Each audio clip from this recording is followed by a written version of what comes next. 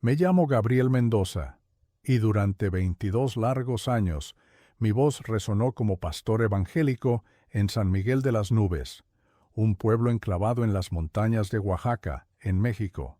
Crecí escuchando una verdad absoluta, que los católicos adoran imágenes, que la Virgen María era un ídolo, que rezarle era pecado mortal. Nunca lo cuestioné, me limitaba a repetir lo que me habían enseñado.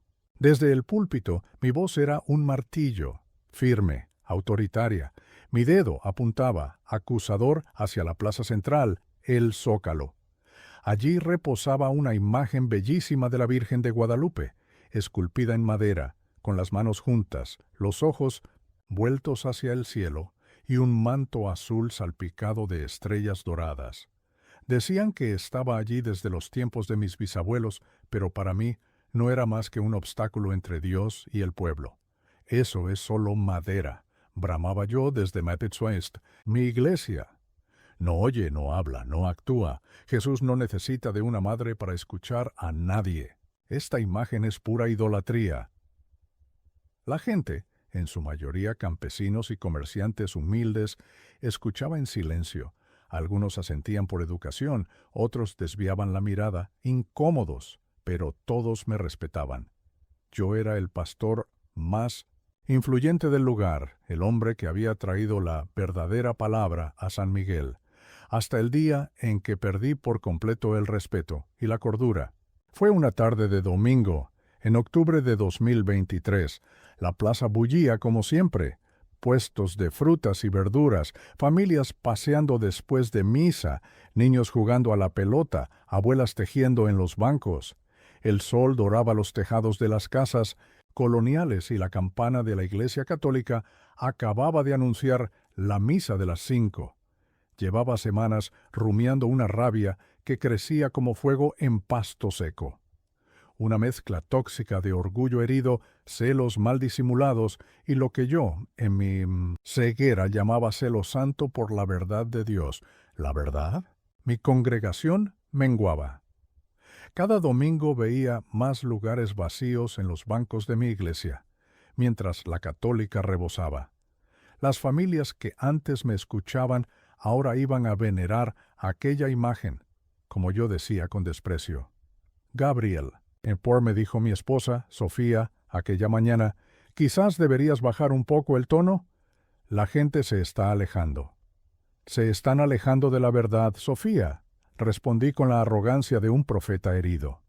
Y voy a hacer algo al respecto.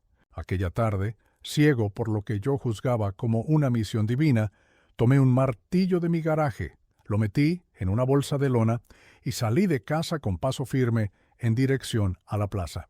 Ignoré los saludos de los vecinos, con la mirada fija en aquel trozo de madera que para mí representaba todo lo que estaba mal en el pueblo.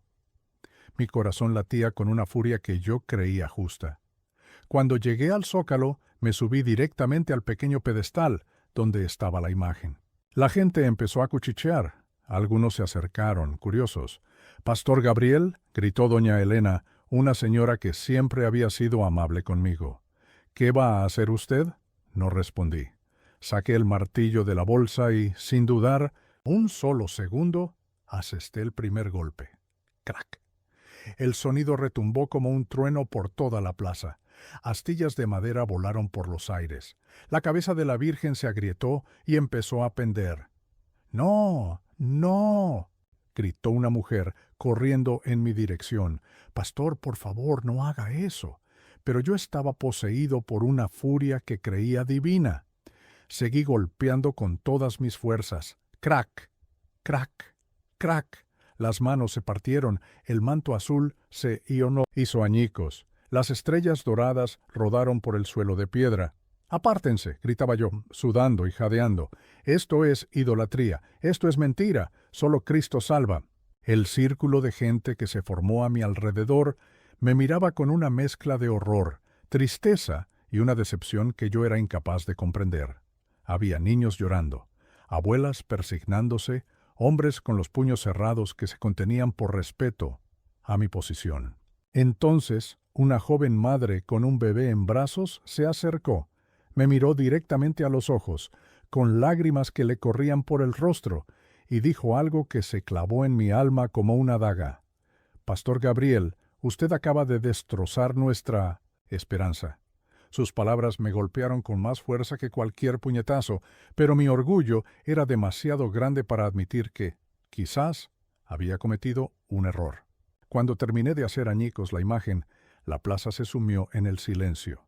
Solo se oía el llanto ahogado de algunas mujeres y el murmullo de oraciones susurradas. Los guardias del pueblo llegaron poco después. No me arrestaron, quizás por respeto a mi cargo, quizás por lástima. Solo me escoltaron de vuelta a casa, mientras la gente recogía, en silencio, los fragmentos de aquello que durante generaciones había sido su fuente de consuelo y esperanza. Aquella noche, por primera vez en años, mi iglesia estuvo completamente vacía durante el servicio nocturno. Las luces permanecieron encendidas por 2 horas, pero ni una sola alma apareció para escuchar mi palabra. Mi esposa Jimena sirvió la cena, pero no dijo nada, ni siquiera oramos antes de comer, como era nuestra costumbre. El silencio era ensordecedor. Antes de dormir me miré las mismas manos que habían bendecido bebés, que habían bautizado con versos, que habían hojeado las páginas de la Biblia miles de veces. Ahora estaban manchadas con las astillas de la madera y el pigmento azul. No pude dormir. Me levanté varias veces, fui al espejo y me pregunté, por primera vez en muchos años, ¿habré ido demasiado lejos? Pero mi respuesta, en aquel momento, todavía era, no, hice lo correcto, son ellos los que no entienden. Ah, si hubiera sabido lo que el cielo estaba preparando. Si hubiera sabido lo que aquella imagen representaba para aquella gente sencilla, que encontraba en ella consuelo, protección y un amor maternal. Si hubiera sabido lo que la Virgen haría a continuación, no para vengarse, sino para enseñarme la lección más humillante y hermosa de mi vida. Quizás habría dejado el martillo en casa, quizás habría escuchado el susurro del verdadero espíritu antes de que el silencio me engullera. Pero no lo supe, no quise saberlo, y por eso lo inesperado estaba en camino. El silencio. Ah, el silencio. Nunca imaginé que pudiera doler tanto. Después de aquel domingo en que destruí la imagen de la Virgen María en la plaza, San Juan de la Sierra nunca más fue el mismo. Ni yo tampoco. El lunes abrí las puertas de mi iglesia como siempre. Me puse mi mejor traje, me peiné con esmero, ajusté el micrófono, puse la música de alabanza en los altavoces y esperé. Nadie vino. El templo que antes se llenaba hasta el último banco en los servicios de entre semana, ahora parecía un desierto.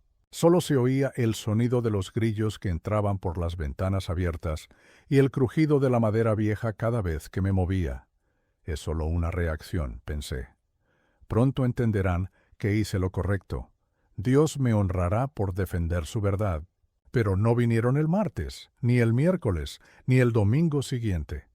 La gente de San Juan de la Sierra me trataba con una indiferencia glacial en las calles. En la panadería, donde antes me ofrecían café gratis y me preguntaban sobre versículos bíblicos, ahora me atendían con una cortesía fría. El carnicero, que siempre me guardaba los mejores cortes, desviaba la mirada cuando yo entraba. Hasta los niños, aquellos que antes corrían a abrazarme al verme, ahora se escondían tras las faldas de sus madres. Y lo que más dolía era lo que sucedía en mi propia casa. Mi esposa, Jimena, una mujer noble y discreta que me había acompañado durante 25 años de matrimonio, empezó a hablar cada vez menos. Cuando lo hacía, era con una dulzura teñida de tristeza, como quien cuida de un enfermo terminal, sin atreverse a decir en voz alta lo que realmente piensa. Pero lo peor de todo era lo que pasaba con mi hija. Sofía tenía 12 años. Era mi orgullo y mi alegría, una niña inteligente y obediente que siempre había sido mi pequeña discípula. Pero después del incidente en la plaza, algo cambió. En ella también. Una noche la encontré en su habitación, jugando con algo que me hizo hervir la sangre. Un pequeño rosario de plástico rosa, un regalo de una vecina. Hija, ¿de dónde sacaste eso? ¿De dónde lo has sacado? La pregunta salió seca. Jimena me miró con aquellos ojos enormes, desbordando una inocencia que casi me desarmó. Fue la señora Guadalupe quien me lo dio, papá. Dijo que sirve para hablar con la mamá de Jesús. Mi reacción fue inmediata, más brusca de lo que me hubiese gustado. Le arranqué el rosario de las manos. Jimena, esto es idolatría. Jesús no tiene madre en el cielo. Es una superstición católica. La expresión que apareció en el rostro de mi hija, nunca la olvidaré. No era rebeldía, era otra cosa. Era decepción, una decepción tan profunda que me partió el corazón. Pero papá, su voz era apenas un hilo. La señora Guadalupe dijo que la Virgen escucha a los niños cuando tienen miedo. Hizo una pausa. Y yo he tenido mucho miedo. Desde que rompiste su imagen, aquellas palabras me quitaron todo el aire de los pulmones. ¿Miedo de qué? ¿Hija mía? Miedo de que ya no seas el papá bueno que yo conocía. Esa noche no pude dormir. Las palabras de Jimena resonaban en mi cabeza, una repetición dolorosa e incesante. Había aterrorizado a mi propia hija en nombre de mi fe. Esa era la verdad, pero mi orgullo era una muralla demasiado alta para admitir el error. En lugar de reflexionar, me cerré en banda. Me convertí en piedra. Fue justamente esa semana cuando Jimena empezó a enfermar. Todo comenzó con una fiebre baja, algo que Isabela, mi esposa, pensó que era un simple resfriado, pero la fiebre no cedía. Al contrario, se aferró al pequeño cuerpo de nuestra hija.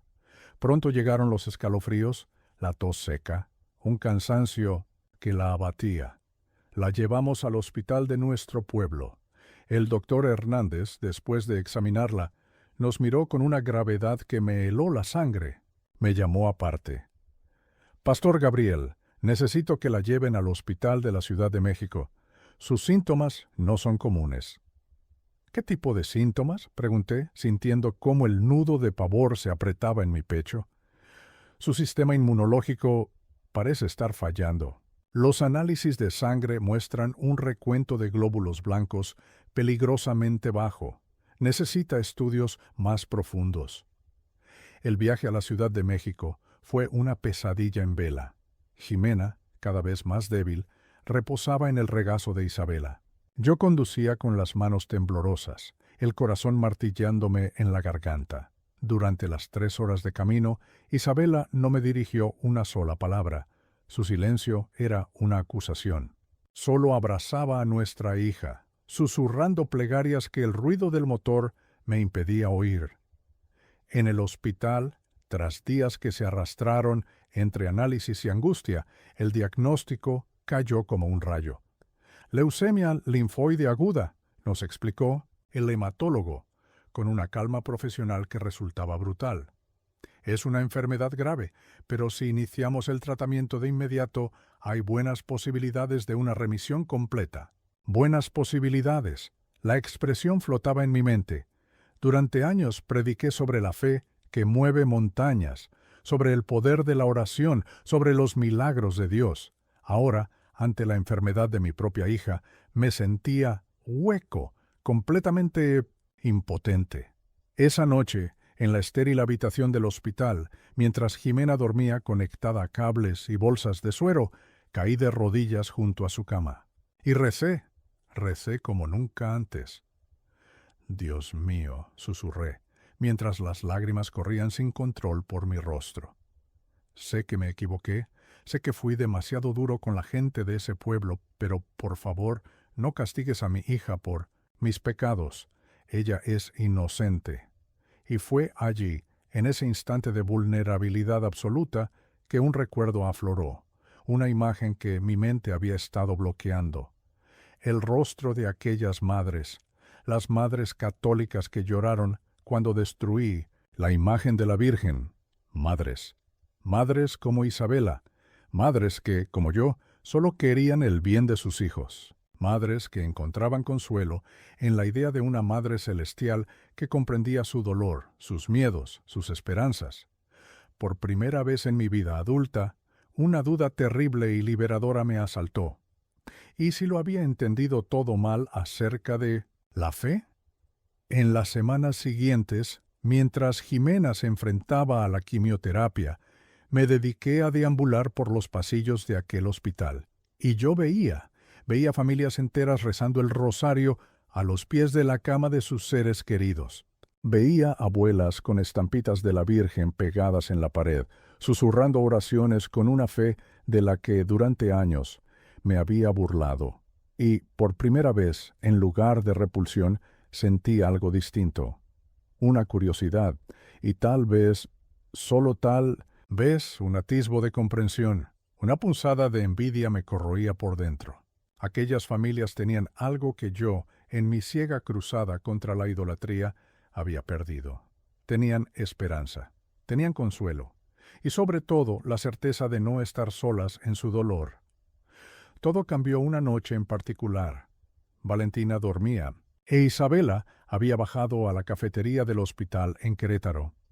Me quedé solo en la habitación. El silencio solo era roto por el pitido de los monitores y por un susurro que venía de la cama de al lado. Allí, una niña de la misma edad que mi hija, que también luchaba contra la leucemia, descansaba. A su lado la abuela, una señora de manos marcadas por el tiempo y el trabajo, rezaba el rosario en voz baja. Venciendo mi propia resistencia, me acerqué. «Disculpe, señora, ¿cómo está su nieta?» La mujer me miró con ojos cansados, pero de una bondad que desarmaba. «Mejor, gracias a Dios y a la Virgen Santísima. Mañana mismo le dan el alta». «La Virgen Santísima», repetí la palabra casi como un eco, aunque ya sabía la respuesta. «Sí, mi hijo, la Virgen María. Es ella quien me da fuerzas para seguir adelante. Ella sabe lo que es ver sufrir a un hijo». Aquellas palabras se clavaron en mi corazón como flechas de luz. Ella sabe lo que es ver sufrir a un hijo. La revelación me golpeó de lleno. Jesús. La Virgen había visto sufrir a Jesús. Había permanecido al pie de la cruz mientras su hijo agonizaba. Nadie, absolutamente nadie podía entender el dolor de un padre, de una madre, como ella. «Señora», pregunté con la voz quebrada, «¿usted cree que la Virgen escucharía la oración de alguien como yo?» La anciana me miró con una sonrisa tierna que parecía cargar con toda la sabiduría del mundo. «Mi hijo, una madre siempre escucha a sus hijos, especialmente cuando están desesperados». Aquella noche, por primera vez en mi vida, me atreví a pronunciar una oración que jamás imaginé que saldría de mis labios. Las palabras se sentían extrañas en mi boca. «Virgen María, si usted realmente existe, si de verdad me escucha, por favor, ayude a mi hija, ayude a Valentina, ayúdeme a entender qué hice mal, ayúdeme a ser un mejor padre, un mejor hombre».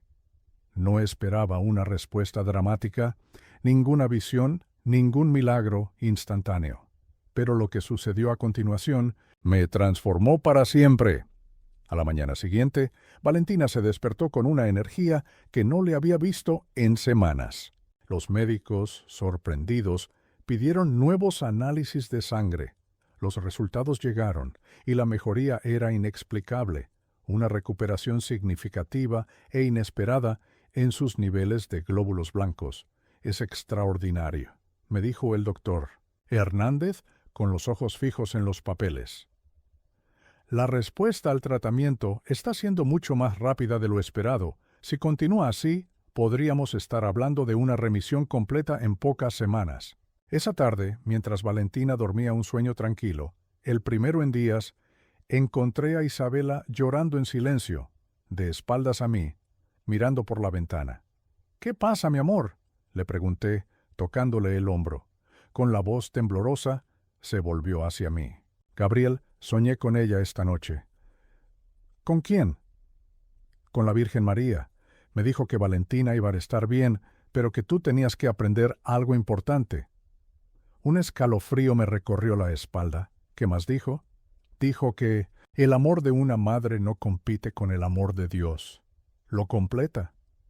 Aquellas palabras resonaron en mi alma como campanas de catedral. El amor de una madre lo completa. Durante años prediqué que venerar a María era robarle la gloria a Jesús. Por primera vez caí en la cuenta. Podía estar redondamente equivocado. Una madre que ama a Jesús no le quita nada. Se lo da todo. Al día siguiente, hice algo que mi orgullo me había estado impidiendo hacer durante semanas. Llamé al padre Miguel, el párroco católico de San Miguel de Allende. «Padre», dije con la voz más humilde que pude encontrar, «habla Gabriel Mendoza. Necesito hablar con usted». Hubo una larga pausa al otro lado de la línea. Por un instante pensé que colgaría. Finalmente, la voz suave del padre Miguel respondió: «Pastor Gabriel, estaba esperando su llamada». «¿De verdad?», pregunté, incrédulo. «Sí, la Virgen María nos enseña que nunca es demasiado tarde para volver a casa». Aquella conversación telefónica fue el comienzo de la transformación más profunda de mi vida. Apenas 2 días después, Valentina recibió el alta. Su recuperación fue tan rápida y completa que los propios médicos la calificaron de excepcional y atípica. En el viaje de regreso a San Miguel de Allende, mi hija me hizo una pregunta que al mismo tiempo me partió y sanó el corazón. «Papi, ¿ya no le tienes miedo a la mamá de Jesús?». La miré por el espejo retrovisor. Sus ojos brillaban con una sabiduría que solo la inocencia posee. «No, mi amor», respondí con los ojos anegados en lágrimas. «Ya no tengo miedo». Entonces hizo la pregunta que lo cambiaría todo. «¿Podemos ir a visitarla cuando lleguemos?». «¿Y a casa?». Valentina me miró, con el rostro rebosante de expectación. Aquella era una pregunta cargada de peso. Visitar a la Madre de Jesús significaba ir a la plaza, el lugar donde yo había destruido su imagen. Significaba enfrentar a la comunidad a la que herí. Significaba humillarme públicamente, pero también significaba la oportunidad de empezar a sanar las heridas que yo mismo había abierto. «Sí, Valentina», respondí con voz firme. «Vamos a ir a visitarla». En cuanto llegamos a San Miguel de Allende, nuestro primer destino fue la plaza principal. En el lugar donde antes se erguía la hermosa imagen de la Virgen de Guadalupe, ahora solo había un pedestal vacío, cubierto de flores frescas que la gente seguía llevando cada día. Me acerqué al pedestal con mi hija. Me arrodillé. Exactamente, en el mismo lugar donde, semanas antes, había actuado con una soberbia ciega y destructiva. «Perdóname», murmuré, sin saber a ciencia cierta si le hablaba a la Virgen, a Dios o a mi propia conciencia. Valentina se arrodilló a mi lado y posó su pequeña mano en mi hombro. «Papi, ella ya te ha perdonado. Las madres siempre perdonan». En ese momento, varias personas que pasaban por la plaza se detuvieron al vernos. Algunas se acercaron, tímidas. Reconocí a doña Elena, al señor Alejandro del Almacén, a la familia Hernández, que antes asistía a mi iglesia. «Pastor Mateo», dijo doña Elena con voz suave, «¿cómo está la niña?». «Sanada», respondí con una gratitud profunda, «completamente sanada». «Gracias a Dios», murmuró la señora haciéndose la señal de la cruz. «Y gracias a su intercesión», añadí, señalando hacia donde solía estar la imagen. Aquel reconocimiento público de mi error fue el primer paso, el inicio de mi reconciliación con la comunidad y con mi propia fe. En las semanas siguientes, inicié un proceso de diálogo con el padre Javier, no para convertirme al catolicismo, sino para entender lo que durante años había rechazado sin siquiera estudiarlo. «Pastor Mateo», me dijo el padre Javier, en una de nuestras conversaciones, «la Virgen María no es la rival de Jesús, es su primera y más perfecta discípula». Hizo una pausa y luego me lanzó la pregunta que me hizo reflexionar profundamente. ¿Es idolatría pedirle a un amigo que rece por ti? Empecé a estudiar las Escrituras con otros ojos. Descubrí pasajes que había ignorado o malinterpretado durante años. El hágase quiso camomo. Hágase en mí según tu palabra, de María en la Anunciación, su intercesión en las bodas de Caná, su presencia al pie de la cruz, su participación en la oración con los apóstoles tras la ascensión. Lentamente, muy lentamente, comencé a entender. María no era un obstáculo en el camino hacia Jesús, era un camino hacia Él. Mi congregación, que se había dispersado tras mi acto de destrucción, comenzó a regresar, poco a poco. Pero ahora, mis sermones tenían un tono diferente. Ya no era el predicador arrogante que condenaba todo lo que no comprendía. Era un hombre humillado que había aprendido que la verdadera fe abraza la humildad, la misericordia y el amor. Hermanos, dije durante uno de mis primeros sermones después del incidente, he aprendido que Dios nos habla de muchas maneras. A veces nos habla a través de la enfermedad, a veces a través del sufrimiento, y a veces nos habla a través de las lágrimas de una madre. La gente escuchaba con una atención renovada, no porque mi teología hubiera cambiado por completo, sino porque mi corazón había cambiado. 6 meses después del incidente, la comunidad organizó una colecta para reconstruir la imagen de la Virgen en la plaza. Para mi sorpresa, fui invitado a participar en la ceremonia de restauración. No sé si es apropiado, le dije al padre Miguel. Fui yo quien la destruyó. Pastor Santiago, me respondió con una sonrisa sabia. La misma mano que hiere es, a veces, la única que puede sanar. Aquel día, el zócalo de nuestro pequeño pueblo en Puebla estaba completamente abarrotado, católicos y protestantes, codo a codo, unidos por primera vez en años para celebrar algo que iba mucho más allá de nuestras diferencias de fe. Celebrábamos el respeto, la tolerancia, el amor. Cuando me llamaron para hablar, subí al modesto estrado con las piernas temblorosas y el corazón rebosante de una humildad que apenas conocía. Queridos vecinos, comencé con la voz quebrada. Hace 6 meses, la soberbia y la arrogancia me cegaron y destruí algo que, para muchos de ustedes, era sagrado. No puedo borrar el daño que causé, pero puedo, aquí y ahora, pedir perdón. Y puedo dedicar mi vida a construir puentes en lugar de muros. He aprendido que el amor de Dios es infinitamente más grande que nuestras divergencias teológicas. He aprendido que una madre que ama a su hijo no compite con el padre. Ella completan a la familia. Y he aprendido que María, la madre de Jesús, no nos aleja de él. Al contrario, nos acerca.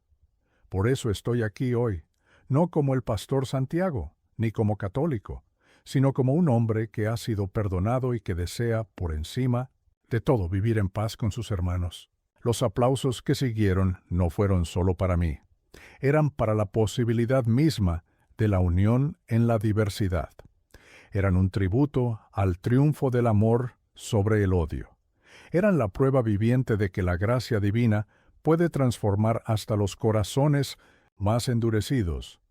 Cuando la nueva imagen de la Virgen de Guadalupe fue instalada, aún más bella que la anterior, el padre Miguel me hizo una invitación que resonaría en mi alma para siempre. Pastor Santiago, ¿le gustaría ayudarme a bendecir la imagen? Aquellas palabras, aquella pregunta fue uno de los momentos más emocionantes de toda mi vida. Allí, ante toda la comunidad, guió mi mano hasta posarla junto a la suya sobre la imagen que, meses antes, yo había profanado con tanto odio. Virgen María, Madre de Jesús, oramos juntos al unísono. Bendice a esta comunidad, ayúdanos a vivir en unidad, respeto y amor. Enséñanos a ser instrumentos de paz.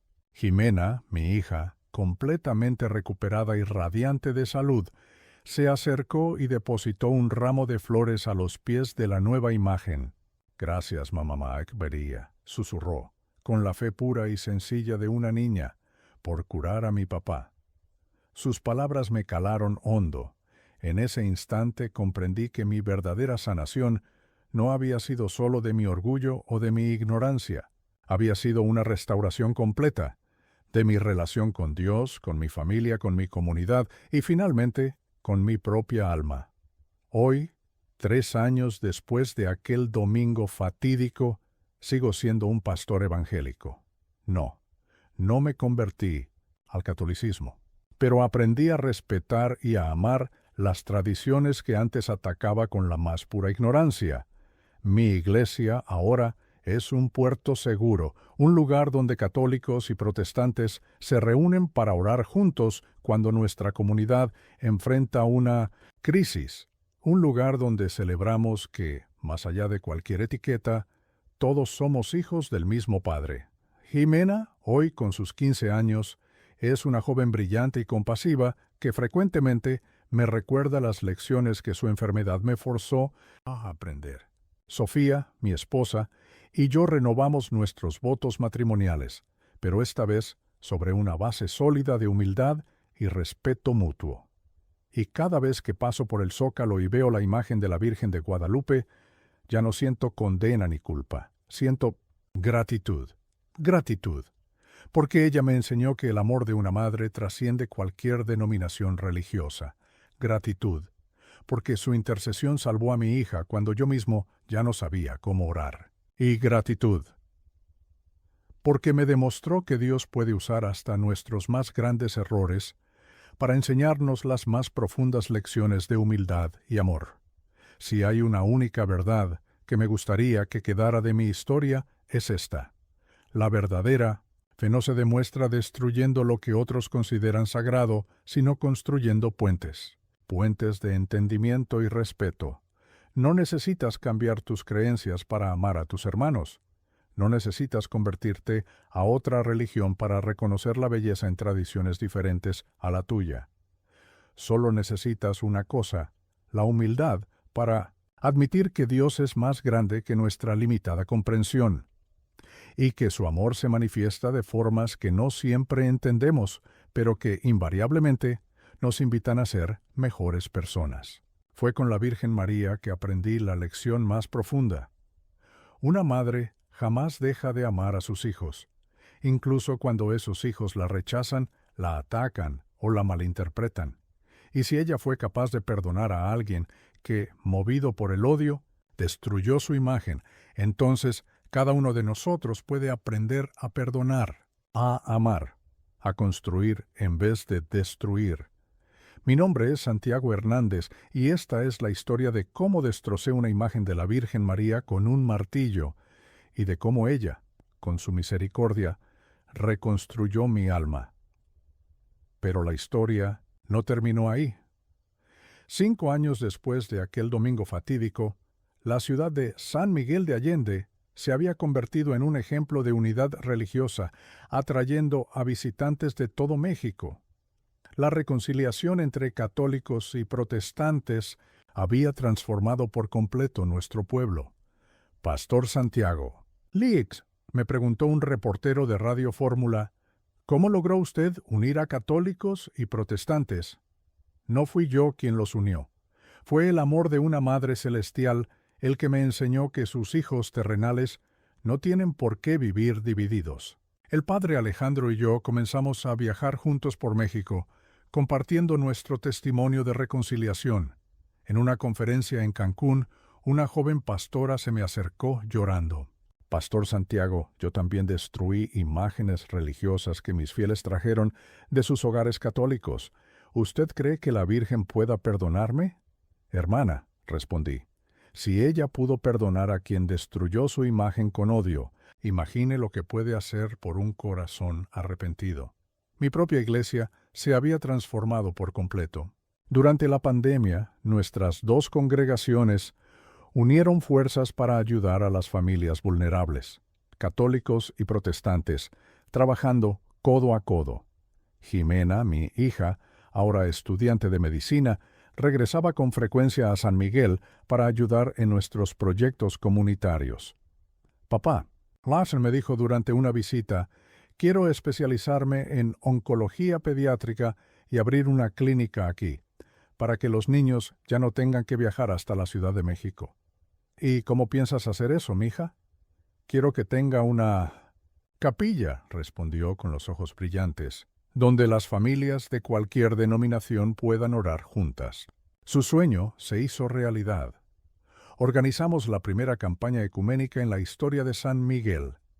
La Clínica Pediátrica Santa María de la Esperanza abrió sus puertas 2 años después, atendiendo a familias de toda la región.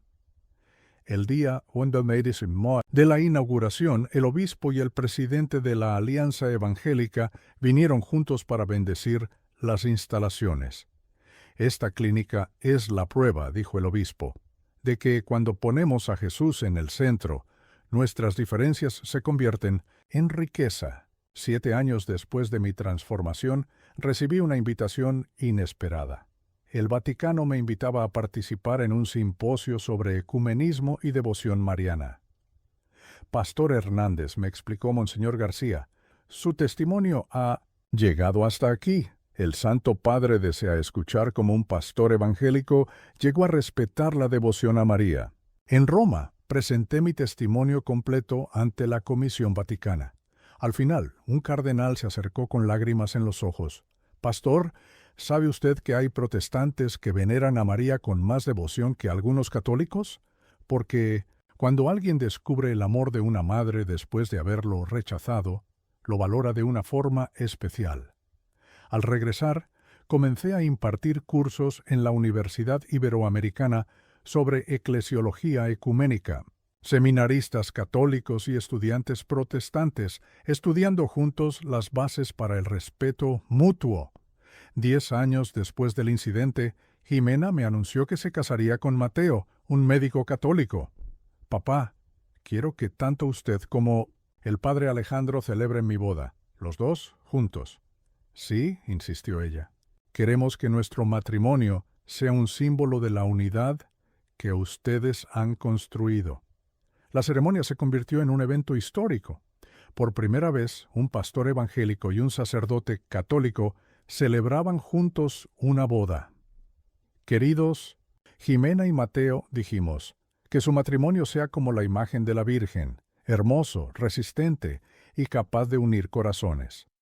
Hoy, 15 años después de aquel domingo de destrucción, nuestro San Juan del Río es conocido como la ciudad de la reconciliación. Tenemos el índice más bajo de violencia religiosa de todo México. La Clínica Santa María de Guadalupe se ha expandido, convirtiéndose en el hospital regional. Ximena ahora es la directora médica y su esposo, Mateo, dirige la oncología pediátrica.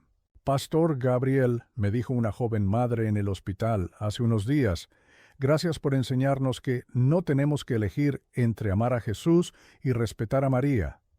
Mija, le respondí, no fui yo quien les enseñó eso, yo lo aprendí. Aprendí de la manera más dura, destruyendo algo hermoso, y solo entonces descubrí que el amor puede, en efecto, reconstruir lo que el odio demolió.